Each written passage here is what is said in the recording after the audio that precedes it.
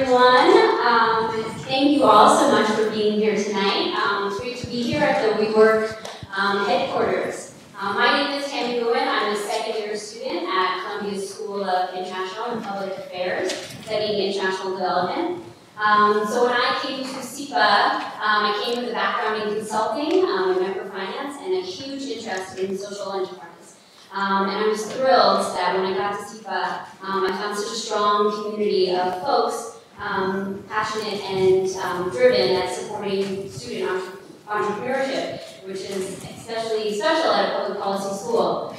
Through initiatives like the SIPA Dean's Challenge Grant, has enabled students to bring ideas into reality and launch social enterprises. So in my case, along with my co-founder, we launched Turanga, which is a mobile application that enables locals in developing countries to earn additional dollars by sharing insights into local culture to travelers who are interested in unique experiences.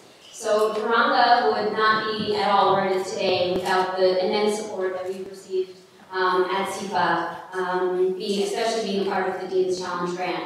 It has immensely enriched my experience at SIPA, and I'm so grateful to be a part of it. So with that said, it is my honor to introduce you all to the woman behind it all. She is an extraordinary international leader, the head of SIPA, the world's most global public policy school, our very own Dean Merritt Jen.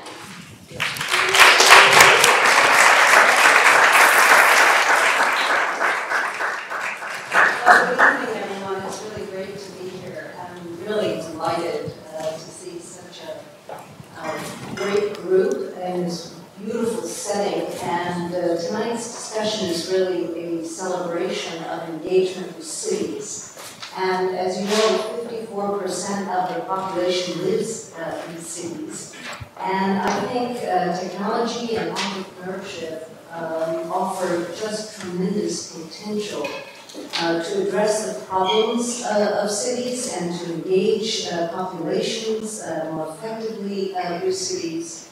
And I think universities, of course, are themselves important innovation hubs, most often in cities, that are creating opportunities for that dynamism to flow out of universities into urban settings. So I thank you all for coming. I invite you to look around the room. I'm very proud that last year we initiated as an experiment the Dean's Challenge Grant, inviting students to combine data, ICT, and urban problem solving, and that came up with projects in New York, in India, in Egypt, in Asia, really around the world.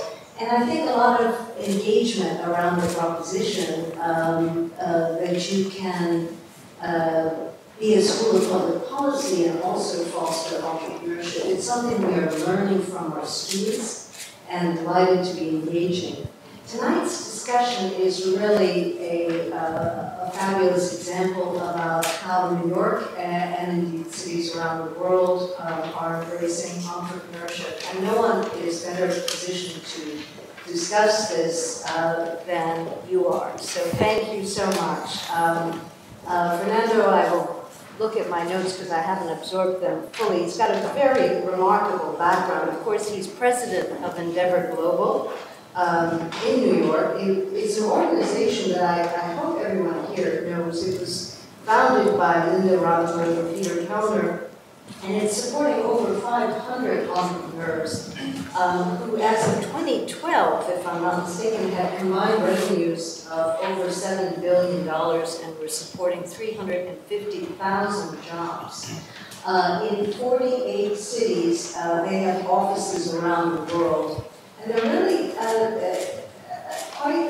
leading a global movement, I think, around entrepreneurship and in support of economic growth and creativity and mentoring, and I think accelerating the impact of entrepreneurs around the world.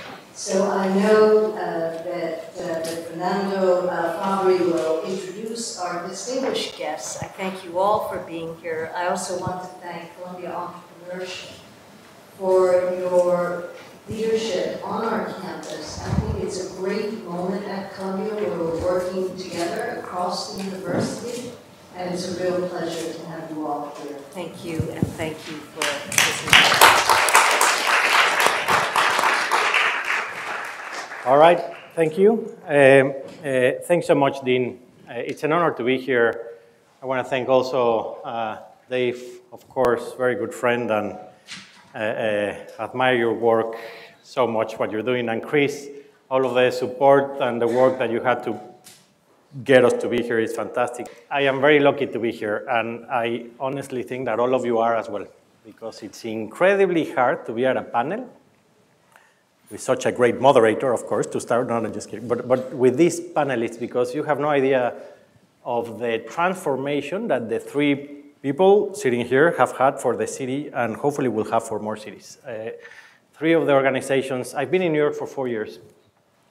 Before that, Mexico City, and before that, LA and a few other places. But transformation of the city in the last few years, at least in the entrepreneurship space, has been fantastic. And I really believe that you're sitting in front of three of the organizations that have been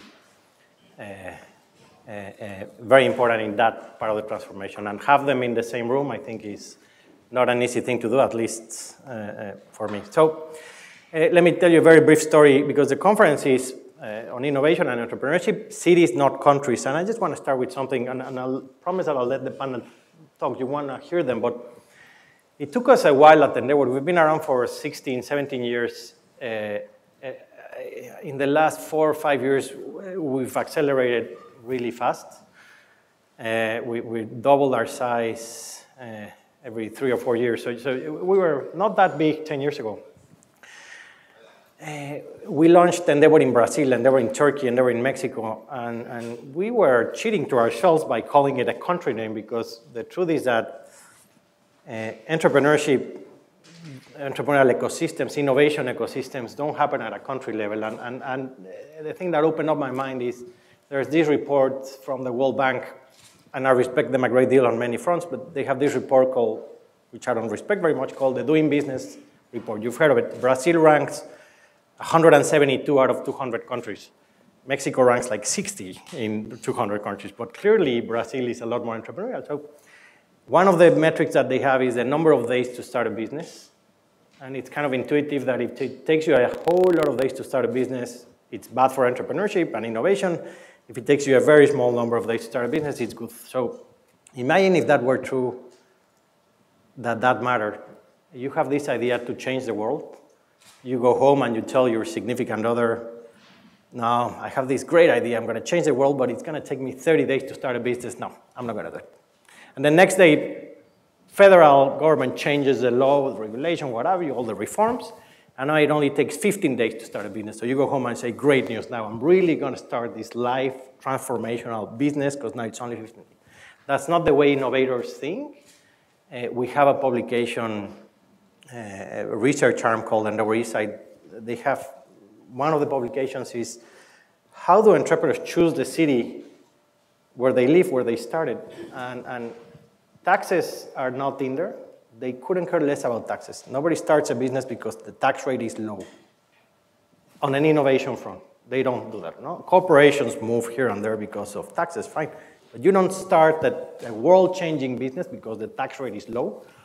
Incentives. Nobody starts a business because of federal incentives, clearly. Nobody starts a business because of the federal infrastructure that you have around there. People are starting a business in a city because they like that city, because the quality of life of the city, schools for your kids, parks, security, and whatever. So anyway, we learned that in time, and now when we learned that it's cities, not countries, we were able to grow much faster and explode. I wish that I had the three of them as advisors 5, 6, 7, 8 years ago, because it would have been much faster. So that's just an introduction. Let me start introducing you to the three panelists. First, to my left, Catherine Oliver. She's a principal at Bloomberg Associates. She'll tell more about the philanthropic work that she's representing, but you should know some of her work. She was in charge of executing, partly designing and executing the strategy of Made in New York campaign. That has brought billions of dollars to the city, and I'm sure you've seen it. If you drive the subway or go anywhere, you've seen the Made in New York campaign. Thank you, Catherine. Then to her left, Brad Hargreaves, am I pronouncing that right? Co-founder of General Assembly. I love Columbia, I love higher education, I love the studies that you're taking, they're fantastic, but you guys need to check what General Assembly is doing in terms of education, because it is, if you haven't checked General Assembly's website on the courses they have, it's phenomenal. You really have to check that. And then to his left, Miguel McKelvey, hope I'm pronouncing that right, co-founder and chief creative officer here at WeWork, 17 venues, 7 major US cities, and again, I'll let you guys talk more. The format of this is, I want to ask them 3 or 4 questions just for you know the progression. We have about 40 minutes in total, plus Q&A from you, of course. 4 questions that will lead the discussion. One is, please try to describe what is the big goal of your organization? Where are you trying to go and why? Second order of questions, and I'll repeat them, don't worry, but second order of questions is why city versus country from your perspective, and does that even matter to you? I know it matters to us at Endeavor, I'm not so sure that it matters to you. The third question would be, please define or describe some of the challenges that you had starting and scaling within your first city, your first place of origin. And the fourth, and I think more interesting one, is going to be why more cities and even why international, and where are you right now? So that's more or less the order that we want to take the discussion, just for your information. So with that, let me start with Catherine. Can you please tell us big picture idea of what you're doing? So thank you so much for having us here tonight, and it's a pleasure to be reconnected with some folks that we had worked with through the years who were so helpful to the Bloomberg administration in so many ways. But I served as Commissioner of Media and Entertainment for New York City for 12 years under Mike Bloomberg, and it was a great honor to work with him at that particular time. Post 9/11, we were focusing on rebuilding the city, diversifying the city's economy, and I represented the media and entertainment sector for New York. And along the way, we discovered that the tech sector was really growing in New York, and that's where a lot of the new jobs were. And I was quite lucky to, I've worked for Mike Bloomberg for most of my career, and he's very inspirational, and he's the ultimate entrepreneur. And he applied a lot of those sensibilities to his company and then to government, and now in his next act, it's at philanthropy. So we finished the Bloomberg administration in December, and we launched a new business called Bloomberg Associates, which is a philanthropic consultancy business for cities. And as we noted, half the world's population lives in cities, and over the next 2 decades, that's going to change dramatically. And Mike has felt that in many cases, our federal government has let us down. Things are getting done at the very local level in cities. And so our mission is to work with mayors in global cities and their senior staff and advise them. And so there are 8 colleagues of mine who have expertise in transportation, city planning, arts and culture. My area is media and tech. And the vision is to take some of the good government initiatives that we launched and developed in New York City and take them to other global cities. That's right. And you mentioned before that it's, particularly your focus is infrastructure, education, marketing of the events that you do as well. So we'll probably ask you more about that. Brad, same question. If you can tell us a bit about General Assembly. Sure. So General Assembly empowers individuals to pursue work they love by teaching the most relevant skills in technology, business, and design. When my co-founders and I started General Assembly about 4 years ago, we realized that there was a disconnect in the skills that were being taught in universities and the jobs that were open and the positions that were in demand, especially among innovation communities. Entrepreneurs, agencies, Fortune 500s that were looking to go through a digital transformation. As Mark Andreessen says, software is eating the world, and there is a new set of skills that are necessary for the 21st century And we decided to build a school that taught those skills, and taught those skills within a community of individuals that were like-minded and were really part of a group that together could go out, find opportunities, and be a part of something that was bigger than just another school. So by the end of the year, so we're in 12 cities around the world. We're in 8 in the United States and then 4 international. And by the end of the year, we will have 15,000 alumni, all of whom are web developers, designers, digital marketers, entrepreneurs, living in some of the most interesting and diverse cities around the world. And we believe that there's value not just in the skills we provide, but in the community that we're curating. And that's really at the heart of what we're doing at General Assembly. And among those 15,000, some of them are full-time for a program that lasts for a number of months. Some of them were part-time. Is it also online or? So of the 15,000, all of them went to a physical classroom at General Assembly. Some of those were full-time students who went to a program, 9 a.m. to 5 p.m., 5 days a week for 12 weeks. Some of them went to a part-time program, so a 12 or 16-week evening course, teaching the same topics, teaching web development, user experience design, data science, product management, things that are not really taught at a university. There are very few universities you can go and take a product management course. But if you're looking at the fastest growing job sectors in innovative cities and the jobs that are most in demand when you ask a 30-year-old what they want to be doing in 5 years, product management's on that list. Right. Thanks. Miguel? Similarly to Brad and I think the General Assembly story, we started 4 or 5 years ago in a position of being entrepreneurs and seeing a gap in terms of the services that were out there for the people who were in that position of wanting to bring something new to the world, transforming themselves from whatever they were before into a creator, into an entrepreneur, a freelancer, someone who's thinking differently about their career path and the way that they approach their life's work.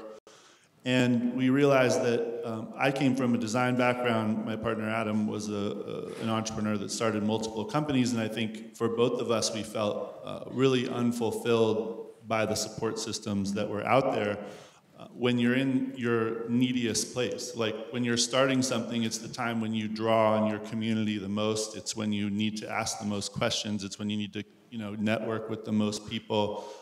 It's the time you need mentorship. It's the time you need to find people who have answers quickly because you're operating in the dark a lot of the time, and you're also a lot of times isolated. Depending on your work situation, you could often feel like you're working incredibly hard, but no one really notices because it's just you and your co-founder or whatever your situation is. So we were in that position. We felt it as entrepreneurs, and we responded with the idea that we would create a platform for creators who could hopefully share space, share like-mindedness. Similarly, could build a community around people who are in that position and hopefully empower all of them to succeed together. So we didn't come from real estate. We didn't really know much about real estate in the sense of developing it in the way that we have. But we applied a sort of startup approach, an entrepreneur's approach to creating a solution, which we think of, a product, a member experience. And that's just sort of tied right into this cultural change that's been happening worldwide. And I think we all know that it's happening. And so we've just been sort of following that trend and moving as fast as we possibly can to support those creators wherever they are. So for us, that very similarly, we're about 15,000 members now. We're in 7 cities, in 20 locations, and the locations ranging anywhere from 400 to 1,400 members. So it certainly feels like while we're growing really fast, we're still not growing fast enough to support this cultural shift. Right. Let me cheat my order of questions, and because I asked you what's your big goal. Let me also ask, how would you define success? What does it look like for your organizations? I don't know if it's in 5 years or in 10 years. When do you know that you got there, Catherine? Well, I think our model is to help cities achieve their goals of being more efficient, create jobs, create a sense of community. It's going to be very different in each city for each mayor. So we're reaching out to, we're looking to work in cities with populations of 500,000 or more. We're looking at cities where the mayor is relatively new in his or her administration. We have 8 disciplines: transportation, city planning, arts and culture, media and tech. And we want to work with cities that will take at least 4 or 5 of our disciplines. We wouldn't do a one-off. And we listen. We're mentors. We're a sounding board. This is a philanthropic initiative, so we're identifying metrics for success for that city, for them and for us. But we're really listening, and we're there to be change agents, but also to share what worked for us, but also what didn't work for us. And I think that different from another consulting firm like a McKinsey or a BCG, we've all worked in government, so we can feel their pain. And I think we can really react, and often they just need someone to talk to. And so I think success for us, I mean, we're looking at, in some disciplines, it's easier to identify than others. For travel and tourism, it's, as they say, heads on beds. How many, people are you getting to come into your city? Mike Bloomberg set a really high goal for New York, and last year we had 55 million tourists in New York City. So he recognized early on, especially post 9/11, to make the city safe, but to make it a place that's attractive for visitors, because the hospitality industry employs a lot of people, but it's a great way to attract people overall. There are other metrics, for success, and I think as we go to each territory, we're identifying that. But I think at this stage, we're still in startup mode. We're learning as we work with the individual mayors. Right. And you don't charge them, right? Because you're philanthropic. It's philanthropic, so I think that it's very, that also eliminates a lot of the concern. Why are these people coming in? And, it's one thing, we're working directly with the mayor, but then when it's, it filters down to the agency level, right. Some people might get nervous, like, why are consultants coming in? Did I do something wrong? And why are these people coming in telling me what to do? So it's a lot of building the relationships. And our point of view is, look, this is philanthropic. We're working with you. We believe in you. We think that your city is really poised for great success. And, we just want to be helpful. And so that's important to establish that as a threshold. That's amazing. Brad, success? So we believe that a world in which people spend the first 22 years of their life getting educated, and then the following 45 years of their life working, is not the way the world works today, and it's not the way the world is going to work for much longer. And that's a trend that I think Miguel is a part of as well. But that education is something that happens along the road as someone builds a career and builds a path through life. That is, there is a need for continuous education and repeated education because things just move too fast to have a period of time in your life when you're getting educated and then another period when you're working. And so for us, that really looks like ROI positive education for all of the topics, all of the skills that are most relevant to work in the 21st century. When we say ROI positive, here's what we mean. We mean that someone can take a General Assembly program, and within a year of graduating, they have already earned back whatever they spent on that program in increased wages. And from our perspective, we believe that that is a necessity of the type of education we provide, which is incredibly work-focused and is incredibly responsive to employer demands.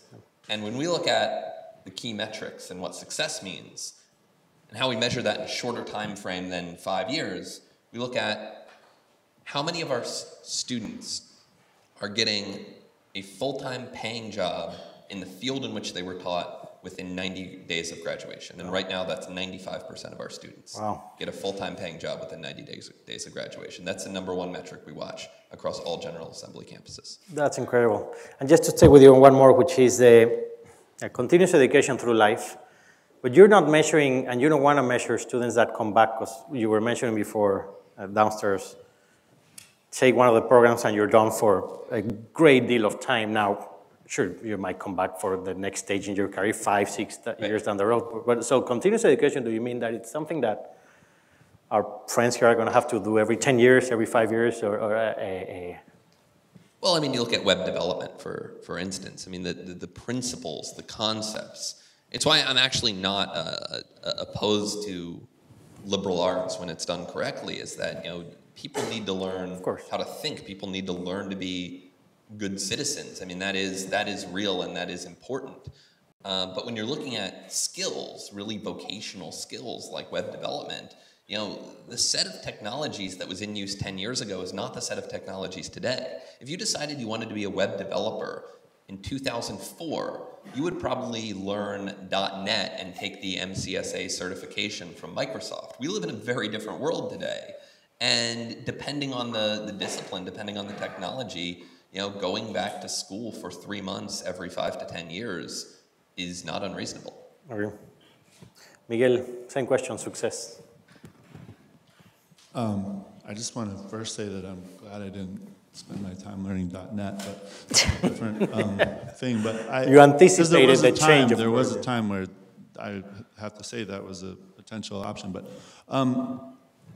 I think for us, there's something, and this is going to sound like a marketing statement because it is, but what we want to be a part of is the shift from people who are working to make a living to people who are working to make a life. And I think a lot of us are realizing that work is not something that we do from whatever 9 a.m. to 6 p.m. and then we shift and it's over and it sort of means nothing, but we're still a very small percentage of people out there, right? Like there's still a ton of people who are working because they have to, and they're not necessarily doing something that they enjoy. They don't find great value in it. They don't feel like they're contributing in a meaningful way, but it, pays the bills, and so it's what they have to do. So I think from a cultural standpoint and in a much larger picture, I think what we would like to be a part of is a much broader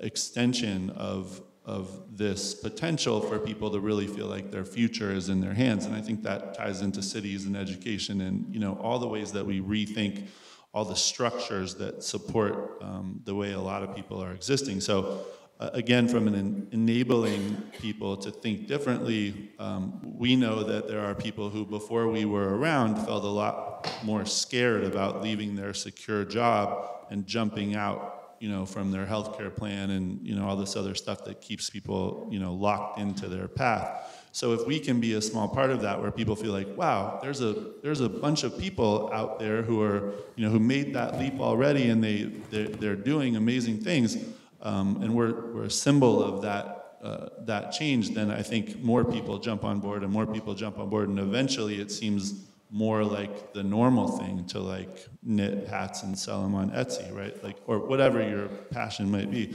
Not that that's what I think all of our members do, but I do think that is something that would be awesome if like it really felt like something that everyone saw as a potential. Meaning, I don't mean to belittle that idea, but I just really think that that's like in a pure example of someone saying, I just really love doing this one thing, and if I could make my living that way, it would be like a dream come true. And I think that's what we, hopefully each person can help find that path, and we'd love to be a symbolic part of that shift in mentality. That's great. Thanks for sharing that. Let me move on to the next set of questions. I guess more on your execution, strategy and execution of what you're doing, a bit more down to the grain, which is,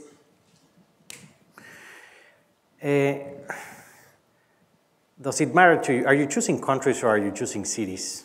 I think, Catherine, with you you've been more clear about that, and it doesn't even matter the question for you. Again, I know it does for us. parallel to that, if you can probably combine it in the same answer is, what are those challenges when you adopt the model of city growth, and we are going to expand in City X, regardless of the country environment, because this city in particular is probably, a metropolitan area in Cairo, has nothing to do with Egypt as a country. So what are then the specific challenges of adopting and executing a strategy of expansion city by city the way you are? I don't know if the question is too complex or not, but I guess from our perspective, it sounded so simple when we decided, let's launch Endeavor in Brazil. And that's easy. Find board members and mentors and venture capital firms in Brazil and get them together, and we're going to launch. Well, in Sao Paulo. Why? Just because of that. When we decided to go on a city level, you lose 90% of the population that can support you because they only care about Sao Paulo. So it narrows it down, forced us to be a lot more focused, I guess, but at the same time opened up a huge market opportunity. So I guess that's the question I'm trying to ask you is, does it matter to you city versus country? And if it does matter and you're a city model, what does that mean in terms of your execution that could be different to models that think more in terms of countries? So, Go ahead. So we pick cities, hard stop. Secondarily, if we pick anything else, we pick neighborhoods. And we look at about 40 factors when we decide where to put a General Assembly. And they are all city-level factors, things like population density, metro area size, average income, percent of the population with bachelor's degrees. Mean commuting time is actually really important, because if you're expecting someone to come to an educational space like General Assembly, it really does matter how long it takes them to get from one place to another. It's the reason in Los Angeles, it's the first city we have 2 campuses. We have a Santa Monica campus and a downtown campus, because Los Angeles really is so decentralized. If you're living in Riverside, you're not going to go to a class in Santa Monica. That will take you 2.5 hours at the wrong time of day. If you're in Santa Monica, you're not going to go to a class in East LA. You're definitely not going to sign up for a course, even one that could change your life. So for us, it's sometimes even drills down to the level below the city, and that's something that Catherine and Mayor Bloomberg really understood when they pushed for some of the initiatives that I'm sure you'll talk about. And it's intimidating to go to cities for entrepreneurs and for people that are starting businesses. And to come to New York City, a city of 8.5 million people, it's very intimidating. And when we set out and we wanted to attract business from the Valley to New York, this is a big city, it's kind of intimidating, and so we thought of ways in which we could make it easier and more inviting. But it is attractive for entrepreneurs to be in cities, and what we heard over and over again is the density of the city, the diversity of the city, specifically New York, that you couldn't find anywhere else. And the fun part of the job was going out and talking to people and startups in the 5 boroughs and getting their perspectives. And time again, we would hear about transplants who came from the Valley to New York and would say, once we got here, we got it. And they were just so energized by, giving examples of just walking around in Union Square Park, and if they were launching a project, that just in a nanosecond, they had hundreds of people that could respond to their products. Or they could get on the train and go to Queens and get off of each train station in Queens and have a different ethnic community responding to them. And you don't get that anywhere else in the world. And so I think it's attractive for businesses and entrepreneurs, but it's intimidating. And I think that it was the role of government, or what we tried to do, is to make it easier, because we made it clear that we wanted to support these businesses, we wanted to attract these businesses, and to make it simpler. Right. And that's what we're trying to take as we go to different cities, is to kind of demystify and make sure that the customer service piece is more transparent and accessible to people in cities. Right. I love the framing of it as customer service. Right. It's really cool. To me, I guess the thing that I think about the most is really that the brands of cities are stronger than ever. And I think, you know, the perception of cities internationally spreads or is, you know, just like, no one has ever asked us, are we going to Germany? I've never heard that once, but I've heard, are we going to be in Berlin soon, like, you know, 1,000 times. So there's something about the brand that develops around a city and of the creative class and of the energy that exists there. And, you know, it just seems to be, there's this conversation that people are having across the world about the hotbeds of, you know, innovation and activity. And whether accurate or not, it certainly makes you feel enticed and excited about going there. And I'm saying that obviously from an American's perspective, and certainly in countries, you know, we may have that wrong from the outside. But I think for us, looking at new markets, it literally makes a difference if you think about, you know, you drop down the location list and you're like, ooh, cool, like, that's a cool city, like, I want to go there. Like, it makes a difference because each one of those has a brand value, because from a potential perspective, again, if someone's working in this building and they have the opportunity to go and pop into Berlin on their way to Tokyo, like, and work in each place, like, that's a pretty exciting idea about a life that you could live, and especially if you can learn or you already know how to code, and it really doesn't matter where you are in the world, you can work from anywhere. You know, where do you want to work? In either on the beach or in a city that's full of other, you know, creative, interesting people. And so I think those brands, you know, really matter like never before. And that's contagious too. I mean, and we saw that in New York. You know, in the beginning when we were trying to build up the tech sector, everybody wanted to be in Manhattan in the Flatiron District. We couldn't get anybody to go to Brooklyn or, you know, Queens. And then lo and behold, look what happened. And so Brooklyn became such an incredible melting pot of creativity, and an international brand. Like you know, cities want to be Brooklyn. They don't want to be New York anymore. We go now to London and they say, you know, Croydon is the new Brooklyn, you know, and it's unbelievable. But even in London, you know, London is competing now with Manchester. And, you know, so there are these sister cities that are kind of popping up. And even to your point, neighborhoods. You know, the East End of London or Central London, you know, there are different pockets even within a city that are taking that local pride. And we see that over and over again. There really is this sense of community spirit, whether it's being driven by the maker movement or it's just pride in city or neighborhood or community. We just see this globally now.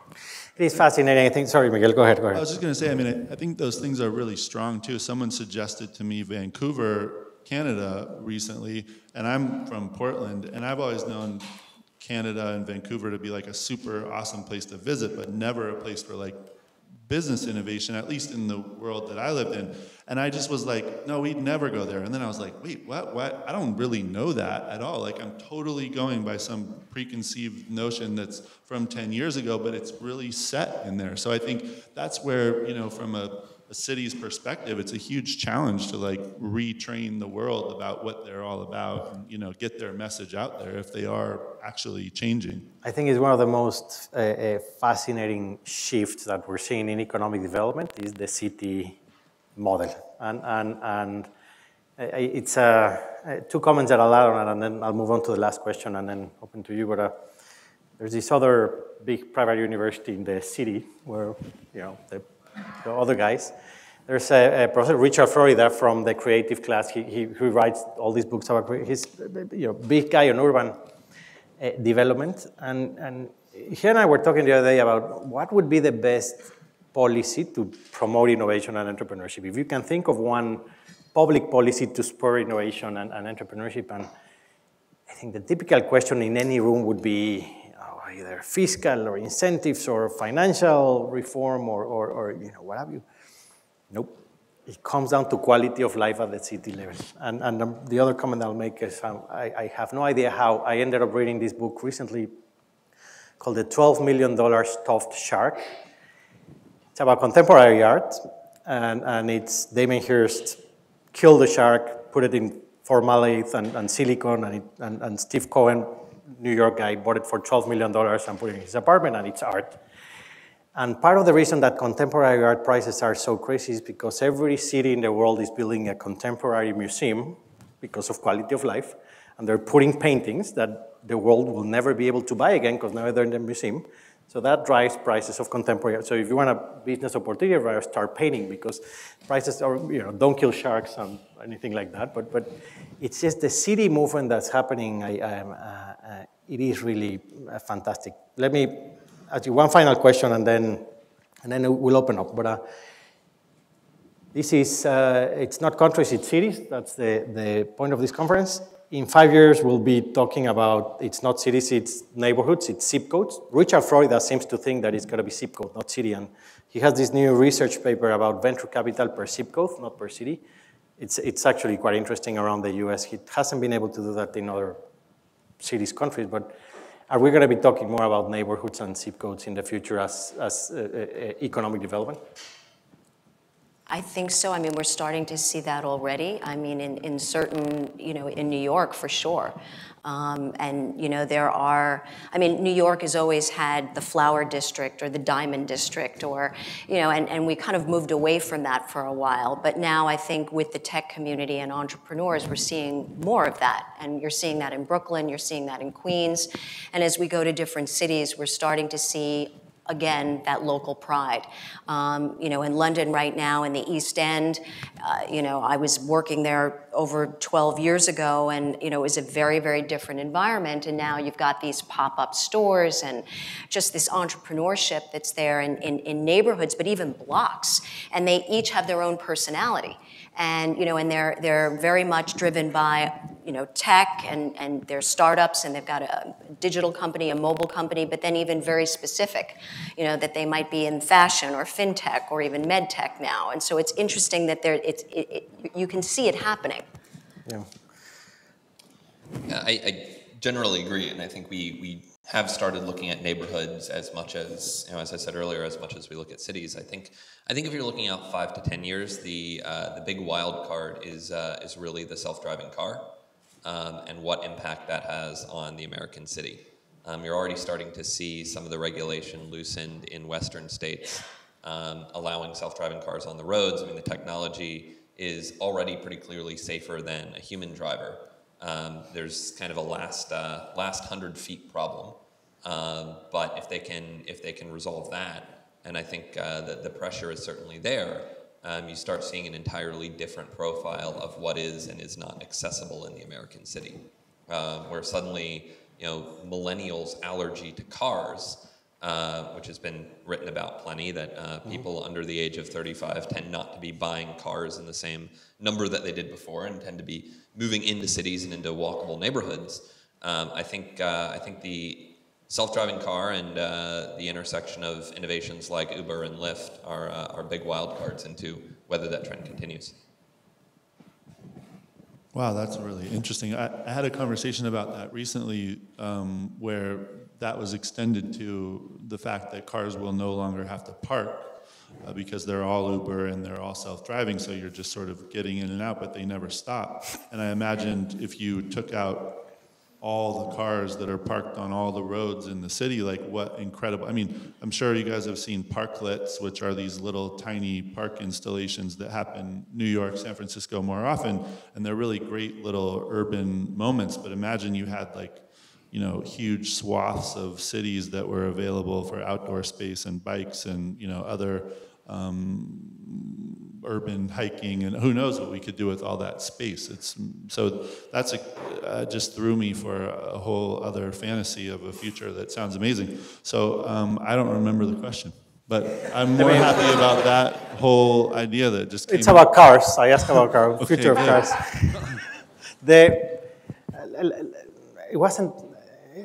We'll open up, but it's what really fascinates me about this shift is I'm a firm believer in the bottom-up approach to economic development. The creation of wealth and jobs is a bottom-up approach. It's not top-down. It's not the president of the country and the Senate that decide in any country in the world what's going to happen. It's that model to me is, I cannot stand anymore that idea of focused on this top-down. It's bottom-up. And bottom-up, I really believe that it happens at the neighborhood level. A neighborhood, you don't need huge transformations or decision makers. You need 3, 4 entrepreneurs that enter a neighborhood change the dynamic, innovation, entrepreneurship tends to occur, tends to happen, and they inspire the next neighborhood and the next neighborhood. And it really, I see that everywhere we go, we're seeing that happen. Again, we're in 48 cities, and I cannot tell you how the effect is the same, whether it's Cairo, Amman, Istanbul, Mexico City, Jakarta, Miami, wherever we are, it's the same, neighborhood by neighborhood. And I think that's so I think 5 years from now, Chris, we're going to be talking about neighborhoods. It's neighborhoods, not cities. I'll just say really quick, because I came from Portland before I was in New York, and Portland is celebrated a lot because of the urban growth boundary and what that did for neighborhoods, because it really promoted density and development with hard edges. And I think that's stopping sprawl was one of the things that had a major impact on making a lot of the places that were not so nice before.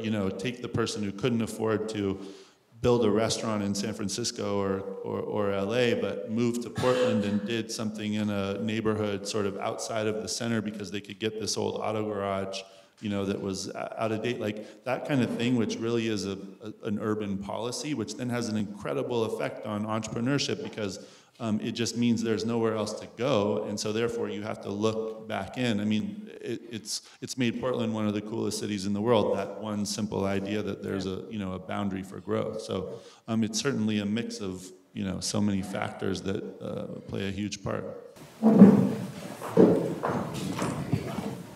This question actually is for Brad.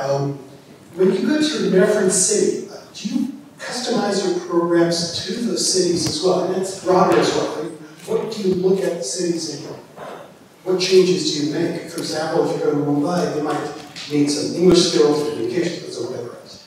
So I'll caveat this, by saying that we have never gone into a country that does not speak English as its native language. And I think we would have to do some serious work customizing our programs for that country were we to go into a country that is not native English. But generally, no, we don't customize the programs in our city, depending on the cities we go into.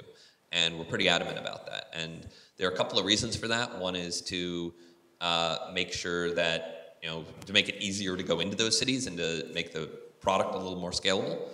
It's also that we want General Assembly students, the fact that someone went through a certain program at General Assembly to mean something. That is, we live in an era of a global workforce, and if a General Assembly student from London gets a US visa and goes to work in San Francisco and says, I took the front-end web development course at General Assembly, we want that to mean the same thing regardless of where they took it. Right. That's an incredibly important principle. And I would say that sometimes we don't offer given programs in specific cities. So user experience design, for instance, is an incredibly important part of our content and what we do, but it's not a concept that's understood in all the cities we're in. So in Hong Kong, for instance, the concept of user experience design is not really as prevalent as it is in, say, the United States or in the UK. So we don't offer it quite as much, just because we don't want, if there are not jobs open in that area, we don't want to, lead the students onto a bridge to nowhere. No. Thank you.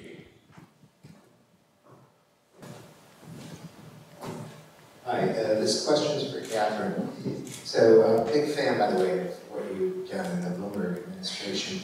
I'm curious now what the relationship is between Bloomberg Associates and Bloomberg Philanthropies.